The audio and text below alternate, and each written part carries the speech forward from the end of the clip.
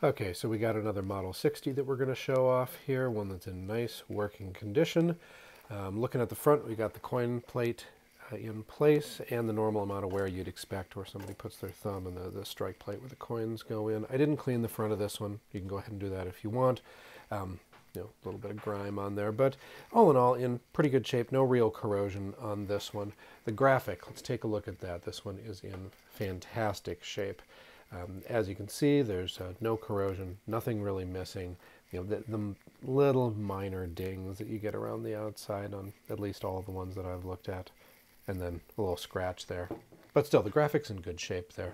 And if you look at the side of it, she's nice and straight. It had a little bit of a lean to this side when I got it. Very gently put that back and is in great shape. If we move this over here, we can see that everything's moving around just fine there. Had to fix that spring. That was missing, and the top of the coin control arm was bent over a little bit, but hopefully you can see that. She's nice and straight now. That straightened out real nice, and my parts machine had a spring for me, so I didn't have to go try to create one, thankfully. You can see as I moved it there, the flags were moving, so those are doing their thing properly. Let's put a coin in it before we turn her around here. So let's start with a penny. And it has a very light touch to it. There we go. It goes through, get your coin back, and we'll do a nickel as well. I don't have a dime on me right now. A little tighter on the nickel, but also hard to do with one hand. And there you go, 1 hour, 12 minutes, exactly what you'd want.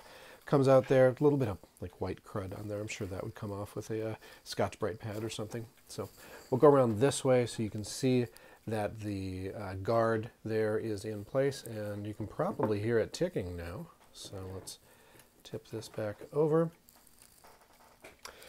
Nice brass Duncan Miller 4-hour clock here, and you can see the action on it's really good. Got her hairspring in the back there, springing, and the balance wheel is balanced real nicely. Actuator arm there, and you can hear everything else is doing what it needs to do there. Moving just fine. Moving around here, we've sort of already shown off that this works, but there's your lever mechanisms and everything for the two flags. So those are in good shape. And then the last thing is just to show off that the graphic on the other side is pretty much just as good as the other side. Really a great graphic on this one, wasn't bent over too far.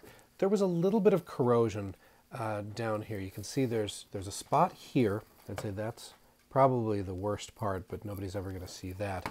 And a little bit on these screws here. Just cleaned it up, hit it with a brush quick, and left it. Didn't want to take too much patina off if you care about that stuff, and just kind of left it as is. But the clock is in great shape.